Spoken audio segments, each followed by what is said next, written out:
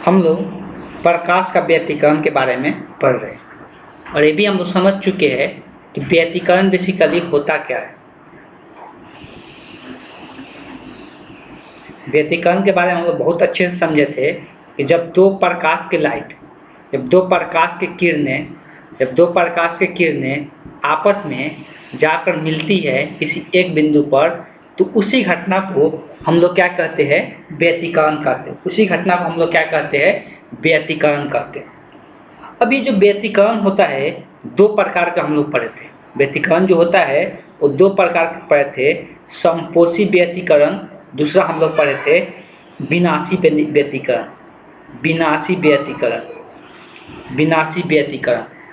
और इसका हम लोग कंडीशन भी देखे थे कि समपोषी का कंडीशन क्या होता है और विनाशी का क्या होता है। समपोषी का मतलब बताए थे कि जब दो प्रकाश की किरण आपस में मिलता है, तब मिलने से वहाँ पे लाइट क्या हो जाता है, उसका लाइट का तीव्रता क्या हो जाता है, बढ़ जाता है। तो उस वैसा व्यतिकरण को हम लोग क्या कहते हैं, समपोषी व्यतिकरण कहते हैं। लेकिन जब दो प्रकाश की किरणें मिलता है और मिलने से वहाँ लाइट का जो तीव्रता होता है, ग्लो होता है, वो घट जाता है, तो उसको हम लोग क्या कहते हैं, विनाशी व्यतिकरण के नाम से जानते हैं। हम यहाँ पर एग्जाम्पल लिए थे कि अगर दो तरंग है मेरे पास, दोनों तरंग अब ये तरंग की तरह व्यवहार करता है। तरंग का समीकरण दिखाए थे, y बराबर है, एक है a1 sin ओमेगा टी और दूसरा जो था a2 sin omega T plus five. तो ये हम दो समीकरण लिए थे।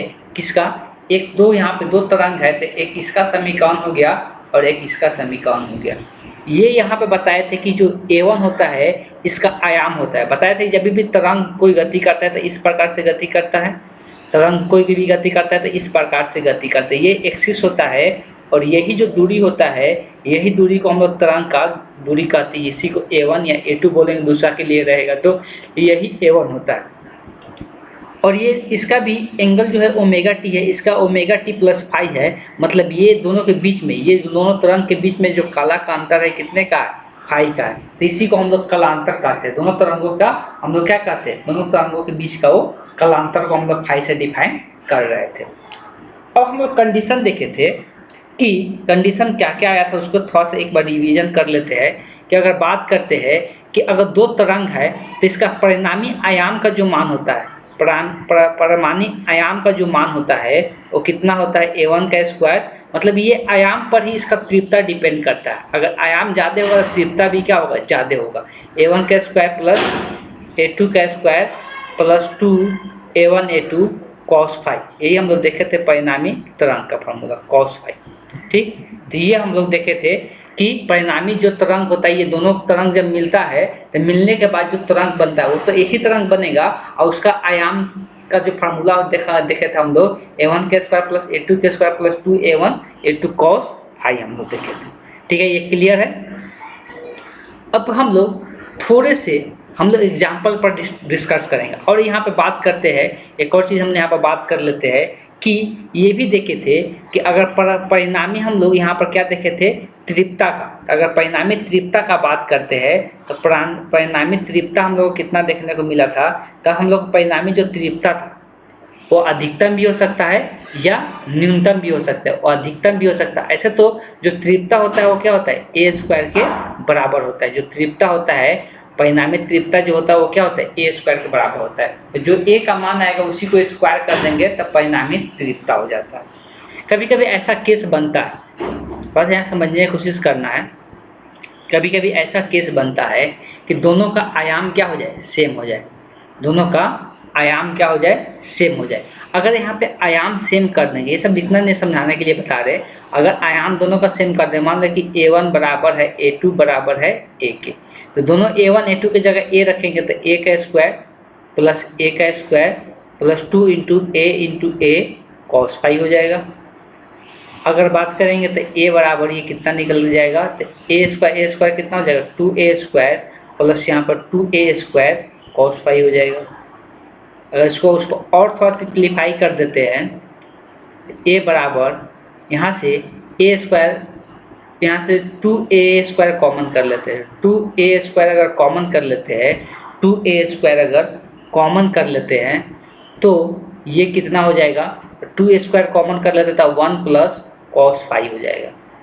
अब यहाँ पर एक एंगल का फार्मूला यूज करेंगे। और क्या आता है, एक एंगल का फार्मूला जब यूज करेंगे, हम लोग जानते हैं 1 + cos 2θ, 1 + cos 2θ बराबर होता है 2 cos² θ, 2 cos² θ। अगर यहाँ 2θ है तब अगर हम यहाँ पर 2θ की जगह θ कर दें, अगर हम यहाँ 2θ की जगह θ कर देते हैं, 2θ की जगह अगर हम यहाँ θ कर देते हैं तब ये कितना हो जाएगा, θ/2 हो जाएगा। तो यही फार्मूला यूज करना है। तो 1 + cos θ की जगह cos phi की जगह 2 cos² θ भाई क्या कर सकते हैं, 2 कर सकते हैं। तब यहाँ से जो फार्मूला निकल के आएगा √a × a², इसको लिख सकते हैं 2 cos² phi/2 हो जाएगा, 2 cos² phi/2। अब 2 से 2 एक रूट से बाहर निकल जाएगा, स्क्वायर है तो यहाँ a बाहर निकल जाएगा, cos का स्क्वायर तो भी एक बाहर निकल जाएगा। तो कितना आयाम कितना हो जाएगा, 2a cos phi/2 हो जाएगा। जब दोनों का आयाम क्या रहेगा, सेम रहेगा तब। तो ये सब कैलकुलेशन है, कर सकते हैं। कहीं पर कोई क्वेश्चन पूछता है तो बता सकते हैं। एक चीज़ हम लोग देखे थे कि मैक्सिमम आयाम के लिए क्या कंडीशन आया था। तो हम लोग देखे थे अगर हम लोग चाहते कि आयाम मैक्सिमम हो तो उसके लिए हम लोग कंडीशन देखे थे कि फ्लक्स का मान, मतलब मैक्सिमम आयाम कब होता है, तो ये होता है समपोषी के केस में। किसमें, समपोषी। तो समपोषी के केस में ऐसा होता है। समपोषी के केस में मैक्सिमम आयाम देखने को मिलता है।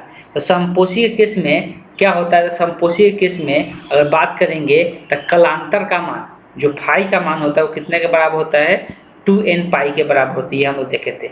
अगर पथांतर का बात करते हैं, डेल एक्स का मान का बात करते हैं, तो हम लोग देखे थे कितने के बराबर होते हैं, या तो m लैम्डा लिखते हैं या 2n λ/2 से दर्शाते हैं। ठीक है। हम लोग अगर विनाशी के लिए बात किए थे कि विनाशी के लिए क्या होता है, विनाशी के लिए भी हम लोग देखे थे कि जो कलांतर का मान होता है वो कितना होता है, 2n + 1 × पाई होता है। विनाशी तभी होगा जब फाई में एंगल कौन कौन से, अब इसमें 2n पाई का मतलब होता है या तो 0 डिग्री रहे या 2 पाई रहे या 4 पाई रहे। इसका मतलब ये होता है जब इतना कलांतर रहेगा तो हमेशा कैसा लाइट दिखेगा, लाइट ग्लो करने लगेगा। लाइट क्या हो जाएगा, ग्लो करने लगेगा।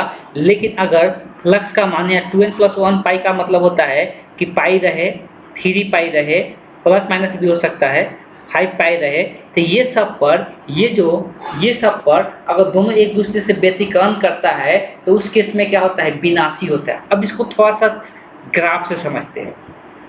हम क्या कह रहे हैं, थोड़ा सा ध्यान समझना है। मान लेते हैं इसका आयाम a1 है, sin ωt। अभी हम पहले बात कर रहे हैं समपोषी का बात करते हैं। तो ये a2 sin समपोषी का केस कब बनेगा, जब फ्लक्स का मान या 0 हो जाए या 2 पाई हो जाए या 4 पाई हो जाए, तभी जाके क्या होता है, समपोषी का केस बनता है। तभी जाके क्या होता है, समपोषी का केस बनता है। तो 0 पर भी होगा या 2 पाई पर भी होगा या 4 पाई पर भी होगा। इसलिए कि इस पर क्या होता है, रिपीटेशन होता है। इसी पर क्या होता है, रिपीटेशन होता है। थोड़ा सा इसको समझते हैं ग्राफ से। पहले इसका ग्राफ ड्रॉ करते हैं। अगर y1 का ग्राफ ड्रॉ करते हैं,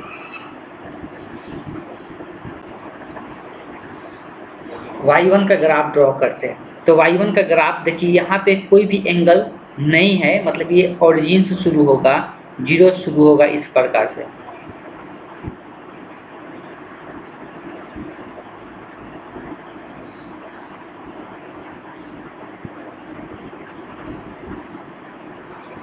इस प्रकार से ये शुरू होगा। अब यहाँ पर देखो ये 2 पाई प्लस में है, मतलब ये स्टार्ट कहाँ से हुआ, 2 पाई से। ये थोड़ा सा समझना है कि अगर दूसरा का बात करेंगे, थोड़ा सा यहाँ पे एक चीज़ और समझना है सभी को कि ये एंगल यहाँ पर कितना होता है, तो यहाँ पर 0 डिग्री होता है। यहाँ पर कितना होता है, पाई होता है। यहाँ पर कितना होता है, 2 पाई होता है। यहाँ पर कितना होता है, तो ऐसे ये बढ़ते जाता है, 3 पाई होता है। उसके बाद यहाँ पर कितना होगा, तो ये 4 पाई हो जाएगा। तो ये पाई पाई से क्या होते जाता है, बढ़ते जाता है। अब यहाँ पर जो मैक्सिमम होता है वो π/2 होता है, ये 3π/2 होता है। ठीक है, अभी हम लोग बात करेंगे कितना आगे से स्टार्ट करेगा 2π से। ये जो दूसरा वाला तरंग है वो 2π से स्टार्ट होगा और इसके आयाम में थोड़ा सा अंतर हो सकता है, लेकिन ये स्टार्ट यहीं से होगा और इस तरह से इसका, अब ये मान लो कि A2 का मान छोटा है और A1 का मान ज़्यादा है, तो इस तरह से इसका डायग्राम देखने को मिलेगा। ये इसका आयाम छोटा बनाना है, इस तरह से ये देखने को मिलेगा। अब देखो ये सेम ही कला में दिख रहा है, ये भी ऊपर की तरफ जा रहा है और ये भी ऊपर की तरफ जा रहा है, जिसके कारण ये दोनों समान कला में बोला जाएगा। भले ही 2π से ये आगे यहाँ पे चल रहा है, इस केस में यहाँ पे लाइट क्या होगा, ज़्यादा होगा। अगर यहाँ पे फर्स्ट समझने की कोशिश करना, अगर यहाँ 2π नहीं देके पाई देते, 2π नहीं देके अगर पाई देते तो ये कहाँ से स्टार्ट होता, ये यहाँ से स्टार्ट होता। कहाँ से स्टार्ट होता, अभी यहाँ से स्टार्ट हुआ है, ये कहाँ से स्टार्ट होता है, यहाँ से। तो देखो एक यहाँ पर नीचे की ओर जा रहा है, ये वाला जो पहला वाला है वो नीचे की ओर जा रहा है, ये जो दूसरा वाला है, जो पहला वाला है वो नीचे की ओर जा रहा है और ये जो दूसरा वाला है ये ऊपर की ओर जा रहा है। तो इस केस में अगर यहाँ पर पाई रहता तो ऑब्वियसली ये विनाशी होता, इसलिए कि एक दूसरे को ये क्या कर देगा, कैंसल आउट कर देगा। लेकिन यहाँ पर ये एक दूसरे को क्या कर रहा है, जोड़ रहा है। इसलिए अगर यहाँ 2π रखते हैं तो यहाँ पर क्या होता है, आयाम में वृद्धि होता है। लेकिन अगर ये उल्टा हो जाता है, एक ऊपर की ओर एक नीचे की ओर जाता है, तो उसके इसमें आयाम में कमी आ जाता है, तो इसमें आयाम में वृद्धि हो जाता है। अगर समकोशी का केस लेते हैं तो उसमें आयाम में वृद्धि हो जाता है कि दोनों का दिशा सेम ही रहता है और दोनों एक दूसरे से क्या होता है, जुड़ जाता है आयाम। लेकिन इस केस में क्या होता है, ऊपर की ओर एक नीचे की ओर एक दूसरे को कैंसल आउट कर देता है, जिसके कारण आयाम में क्या जाता है, कमी आ जाता है, जिसके कारण आयाम में क्या जाता है, कमी आ जाता है। अब थोड़ा चर्चा कर लेते हैं। क्या चर्चा करेंगे, ध्यान समझना है। अगर हम लोग एग्जाम्पल कुछ करेंगे, अब इसको थोड़ा लिखना है, कुछ एग्जाम्पल करेंगे। क्वेश्चन नंबर 1 करेंगे।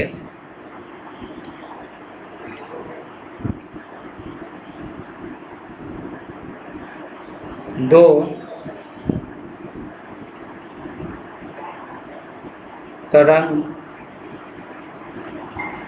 समीकरण y1 बराबर 5 या 4 कर देते, चलिए 4 sin ω_t तथा y2 बराबर 3 sin ω_t है, तो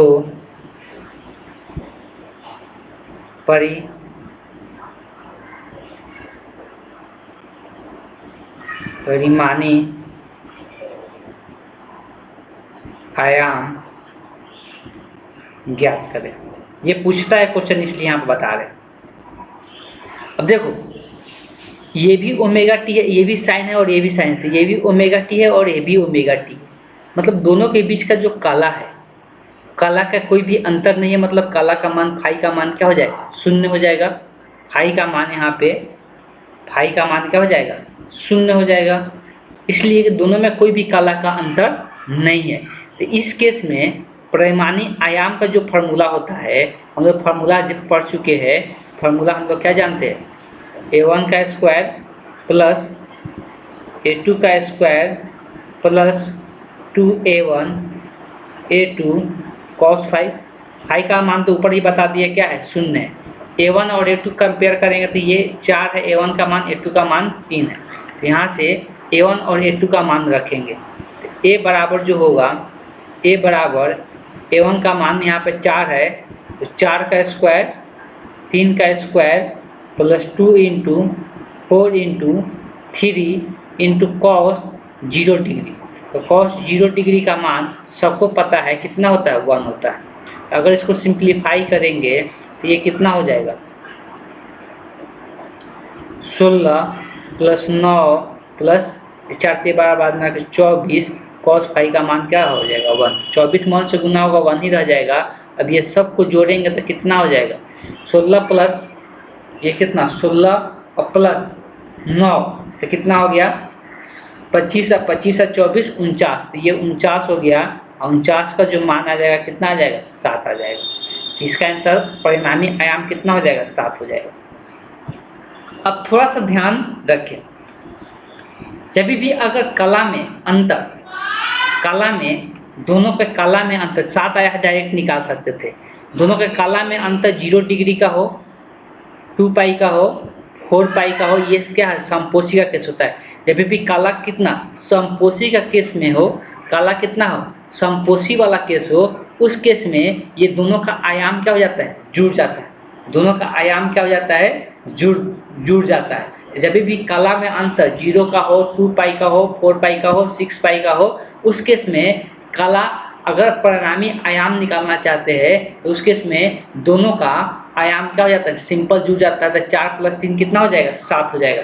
जब भी कला में अंतर कितने का रहेगा, 0 डिग्री का रहेगा तब। अभी भी कला में अंतर कितने का रहेगा, 0 डिग्री का रहेगा तब।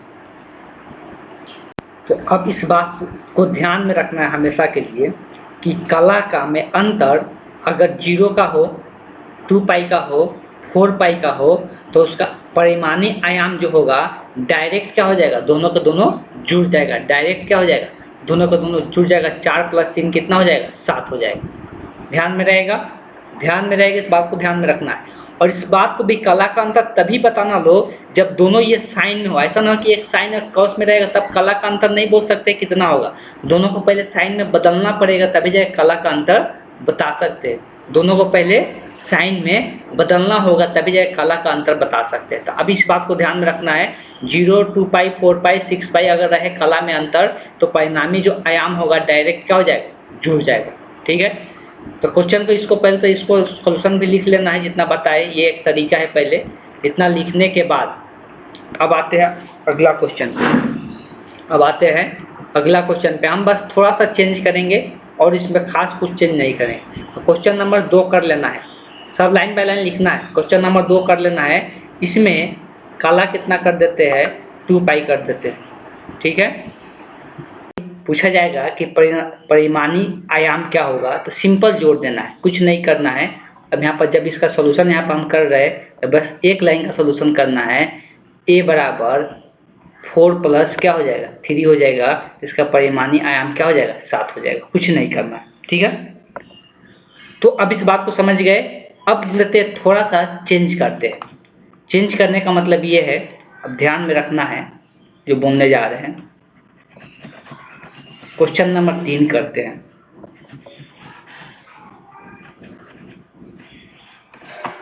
क्वेश्चन नंबर 3 में क्या करते हैं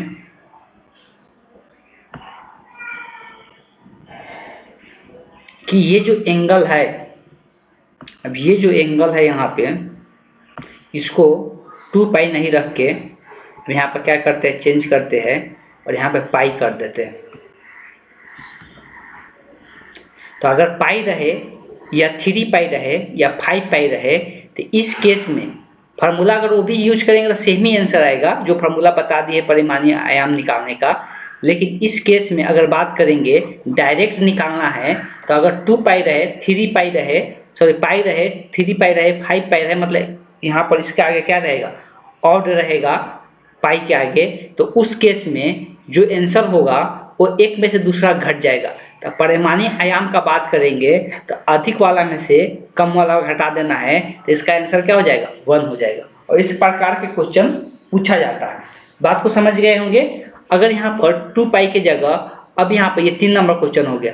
क्वेश्चन सब चेंज करके लिखना है, सब याद रहे। ठीक है, 3 नंबर ये क्वेश्चन हो गया। अब इस क्वेश्चन को काटते हैं, 4 नंबर क्वेश्चन करते हैं। 4 नंबर क्वेश्चन में अगर यहाँ पे 3 पाई दे दे तो उस केस में भी आंसर क्या होगा, यही होगा। ये दोनों केस में आंसर सेम ही होगा, 1 आएगा। अधिकतम में से कम वाला को क्या कर देना है, घटा देना है। बात समझ में आ गया, ये जैसे भी रहेगा। अब आते हैं कि